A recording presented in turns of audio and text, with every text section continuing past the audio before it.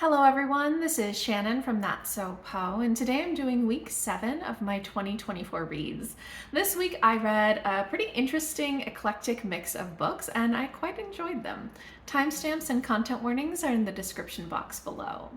First, I read Bone Weight by Shih-Li Kow, which is a short story collection that Sush, my husband, read out loud to me. I have read a couple of things by Shih-Li Kow before, inspired by Freddie at Sluggish Reader.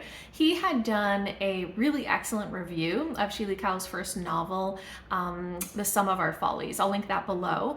And I had read that book and loved it, and then we'd actually read Ripples, which was her other short story collection, and then did a joint discussion of that as well before, so I'll also link that video below. So when Freddie talked about her new collection, Bone Weight, being out, I definitely wanted to pick it up, and Sush was interested too, so we read it together. This is a collection of stories that is interesting because it's a little different from her previous work. This one actually veers into sort of, I would say, literary SFF. There are some stories in this that are just pure literary, but there's a lot of them that are eco-dystopian, that are looking at really the ways that technology could be integrated into our lives and how that would interact with social issues and ecological issues. It's got some really interesting thought experiments there.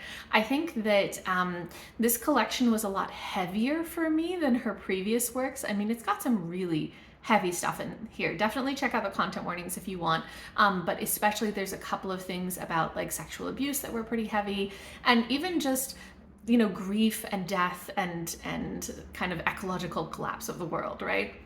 And lots about social inequality. I think this collection really explores this idea of social inequity and about just people struggling to get by, about conflicts within generations. I mean, it's got so many interesting themes in here. Again, it's very literary, but has those speculative elements, so I thought it was super cool, even if some of the stories were just a bit heavy for me. Overall, I quite enjoyed this and I gave it 4 out of 5 stars. If you're interested in reading some contemporary Malaysian fiction, I definitely recommend this author. Next, I read The Land Before Time Management by Ryan Keats. This is a collection of ADH Dinos comics, sort of like 4-panel comics. I have definitely seen some of these online before. Sush in particular has linked me a couple of these. They're pretty fun. And when we were at a bookstore recently, Sush picked up this collection on a whim, and I read it on a whim, and I was actually really surprised by how much I loved this collection. You know, it's one thing when you get linked a comic and you think, oh, that's funny, but then to read a collection of it, it gives you a different perspective into that comic and the author. So this is basically a bunch of short 4-panel comics that are all about a dinosaur who has ADHD. And this is sort of something that the author, when diagnosed with ADHD as an adult, used to kind of process that and process understanding his own issues and behaviors and way that he interacts in life.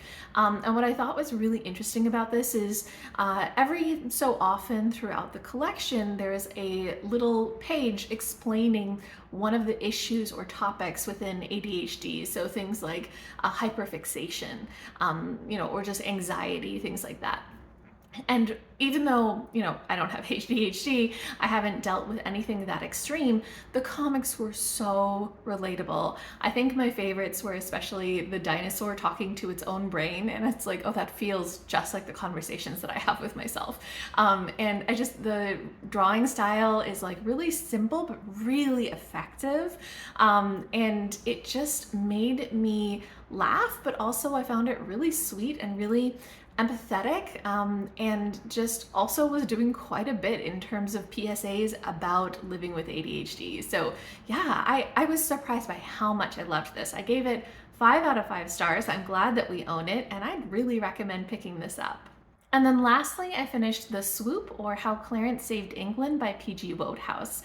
This is a story that Sush read out loud to me as a bedtime story. We've been slowly working our way through all of Wodehouse's works as bedtime stories.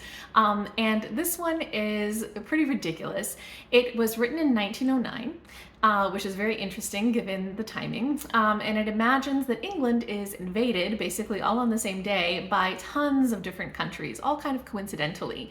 And the general English population is like, oh, well, I guess we're invaded now.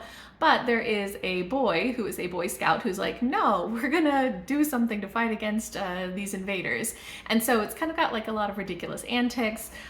It really is over the top ridiculous at times. It's very silly, it's very lighthearted, and it's very interesting given the time period that it was written, that is just before World War I, and kind of what was maybe in the zeitgeist at that time. So there's some very interesting things going on here. It's quite fun, quite silly.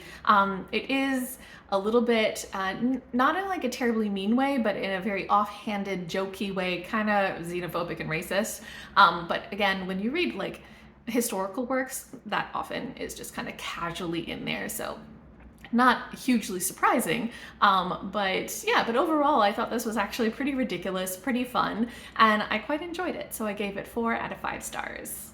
Okay, that is everything that I read this week. Kind of an eclectic mix, but I quite enjoyed them. If you guys have read any of these, if you're interested in them, you want to chat about them, or if you've read anything good this week, I would love to hear from you. Just leave me a comment down below.